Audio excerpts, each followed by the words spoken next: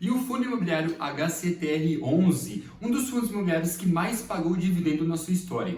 Ele também foi um dos maiores fundos que deu muita alegria para os investidores. Quem tinha esse fundo no passado ganhou muito dinheiro com ele. Só que quem continuou nesse fundo também perdeu muito dinheiro com ele. Então é muito uma história de amor e ódio em um único fundo imobiliário. E é dele que nós vamos estar falando. E também a gente vai falar o que vai acontecer com os seus dividendos e o seu preço. Porque, pelo incrível que pareça, a merda ainda não aconteceu dentro do HCTR11. Ainda tem uma pequena esperança. Só que antes de a gente continuar, já convido vocês se inscrevem no canal e também que comenta quantas cotas que vocês têm do HCTR11. E não esqueça de comentar o seu preço médio, porque o preço médio importa muito. Eu, inclusive, já tive o HCTR11 e também vou explicar se eu tenho e o porquê que eu tenho ou não tenho mais ao longo desse vídeo. Mas vamos com calma.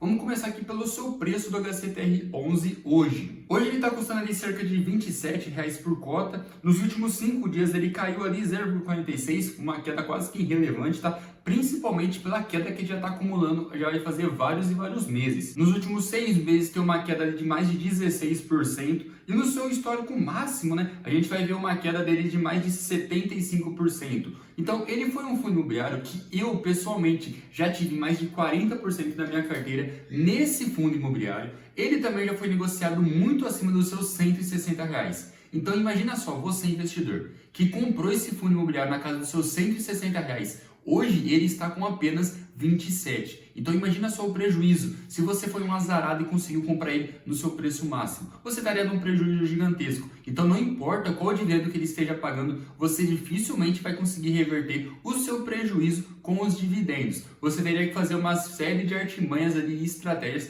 para conseguir reverter esse preço. Só que a grande pergunta que a gente fica é: o HCTR11 vai voltar no seu preço original? E ele também vai voltar a pagar os seus grandes dividendos? Por que eu falo grandes dividendos? Porque esse fundo pagava muito dividendo no passado. Só para vocês terem uma rápida ideia, quando a gente pega, olha aqui no seu histórico de dividendo, ele foi um fundo que já chegou a pagar R$ 2,51 por cota. Cara, isso daqui é simplesmente absurdo. Imagina só um fundo imobiliário custando cerca de R$ 100, pagando 2,51% ao mês. Isso daqui nem casa de aposta consegue pagar, nem Tigrinho. E esses caras conseguiram pagar. Eles simplesmente estavam conseguindo tirar dinheiro de pedra, tá? Simplesmente isso que eles estavam conseguindo fazer. E ainda cobravam taxa de performance gigantesca. Então eles não tivessem essa taxa de performance, eles iam conseguir pagar muito mais dividendo. Então era simplesmente resultados assustadores. Mas é claro que esse resultado assustador tem o seu risco. E o risco ali, ele pode acontecer ou não. E no caso do HCTR11, ele aconteceu. Mas antes de eu explicar para vocês sobre o caso do HCTR11 e tudo que aconteceu ali, inclusive eu consegui acompanhar uma boa parte dele, porque eu tinha muita cota dentro desse fundo.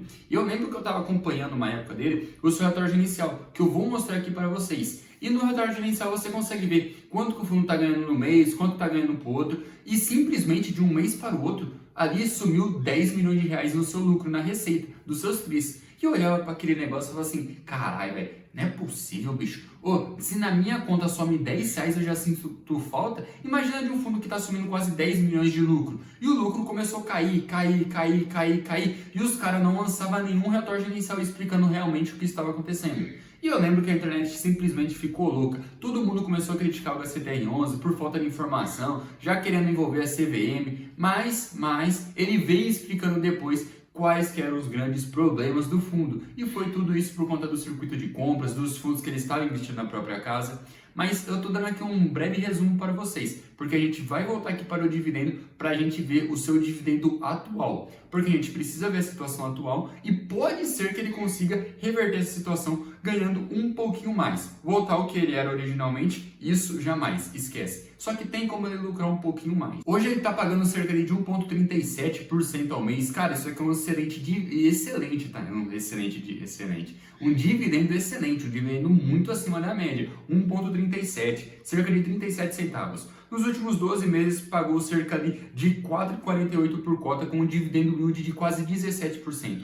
Por mais que ele tenha um prejuízo gigantesco na sua cota, ele ainda é um fundo que consegue pagar muito dividendo. Só que qual que é o grande risco do HCTR11? É que de um lado você ganha muito dinheiro com dividendo, só que do outro lado você perde muito com a desvalorização da sua cota. Então você tem que tomar muito cuidado no momento que você vai estar entrando, olhando somente para o dividendo, porque você pode ganhar muito dinheiro com dividendo, só que por outro lado você leva um prejuízo gigantesco por conta das suas cotas. E dentro do relatório gerencial do HCTR11, eu não vou comentar sobre tudo aqui, tá? Mas basicamente, num resumo para vocês, ele investe uma maior parte em CRIs, em dívida do setor imobiliário, e a outra maior parte em fundos imobiliários. Qual que é a grande merda, que é a grande cagada do HCTR11? Que também isso aqui serviu de uma lição para a gente. Foi, primeiro, os fundos imobiliários que ele tem, ali cerca de quase 14% em carteira, estavam investindo em fundos da própria casa.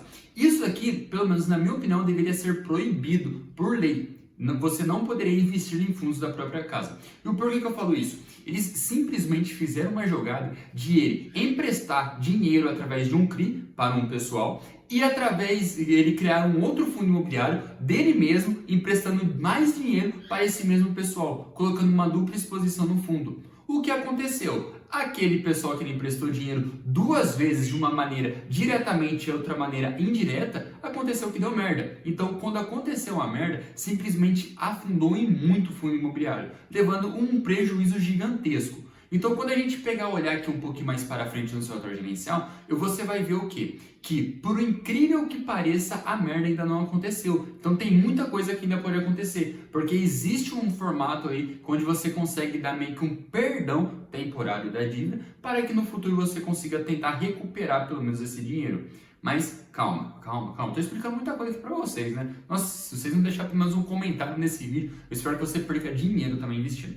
Agora, os outros 86% do seu patrimônio está investido nesses CRIs. Eu já expliquei aqui para vocês aqui a grande cagada dos seus fundos imobiliários e como ele é um fundo bilionário de um patrimônio gigantesco, apenas 14% pode ser pouco para você que tem R$100, R$1.000, mas para um fundo que tem 1, 2, 3 bilhões de patrimônio, isso daqui é muita coisa, porque quando você pega 3 bilhões ali de 14%, cara, você vai ver que ali beirando aí pode chegar tranquilamente na casa de 500 milhões de reais. Então, tome muito cuidado com isso, quando você olha para uma porcentagem e você leva em consideração o dinheiro que você tem e não o tamanho do fundo em si. Esses fundos que eles compraram, isso aqui é simplesmente uma vergonha, tá? Isso aqui eu já expliquei um pouquinho para vocês sobre o XBXO, a dupla exposição, e a maneira que ele conseguiu enganar a gente, que realmente isso aconteceu, enganou a gente. Esses outros fundos que ele também tem aqui, eu não vou nem comentar porque basicamente é tudo a mesma história. Agora, nos seus CRIs, quando você pegar e abrir o seu relatório gerencial, isso aqui era uma coisa que a gente pedia muito na época para que ele deixasse bem claro do que tá bom e o que tá ruim dentro do fundo, que eles demoraram muitos e muitos meses para fazer isso aqui. Que isso aqui fez a gente perder muita a confiança no fundo. Inclusive, eu acabei saindo no fundo por conta dessa falta de confiança, porque a gente sabe que pode dar problema. Só que a gente tem que saber a real situação para saber o tamanho do buraco que a gente está entrando. E o HCTR11 demorou muito para informar a gente sobre a real situação. Então, por isso que eu acabei saindo no fundo naquela época, onde começou a sumir simplesmente dinheiro, eles não davam explicação e também não falavam mais nada, né? O que se vai melhorar, se vai piorar. Eles apenas falaram assim, não, vai melhorar a estratégia do fundo. Só que não estavam explicando exatamente qual que era o grande problema. Agora, quando você olha para os seus CRIs aqui, que ele tem basicamente de dívida do seu setor imobiliário, você vai ver o quê? Que a maior exposição dele é do circuito de compras, onde também é a maior posição dele do XBXO, que é um outro fundo imobiliário. Então lembra que eu expliquei para vocês sobre a dupla exposição? Então, é basicamente isso. Essa que foi a grande cagada deles, que enganou a gente e enganou muita gente. Só que, qual que é a grande esperança aqui do HCTR11? Se você olhar para os seus FIIs, você vai ver o quê? Que a maioria está com uma bolinha amarela na frente. Essa bolinha amarela não significa que deu merda no fundo. Significa que pode ser que ele tenha uma possibilidade de recuperar esse dinheiro. E esse pode ser hoje, pode ser amanhã, pode ser ano que vem, daqui 2, 5, 10 anos. Então, tem uma pequena possibilidade dele conseguir recuperar. Tanto que se você observa aqui, você vai ver o quê? Cerca de 77% dos seus CRIs estão em carência de juros. Então existe cerca de 77% ali para tentar recuperar um pouquinho do seu prejuízo. Tentar recuperar, isso não significa que eles vão conseguir recuperar. Um outro ponto também é que apenas 17% dos seus CRIs estão em dia. E a outra aí já deu calote, já deu que está inadimplente, já deu merda e foi isso que aconteceu. Então, tem como o HCTR11 melhorar? Tem, isso realmente existe aqui pelo menos no seu atual gerencial. Ele conseguir reverter essa parte dos seus CRIs que estão em carência de juros. Se eles voltam a pagar, ele simplesmente vai começar a pagar mais dividendo, vai ganhar mais dinheiro e consequentemente as suas cotas vão subir. Porém, se esses que estão em carência de juros terminam de afundar, aí lascou de vez para o fundo, porque aí sim a sua cota vai terminar de desabar. Então é isso aí, esse vídeo já vai ficando por aqui. Valeu, falou!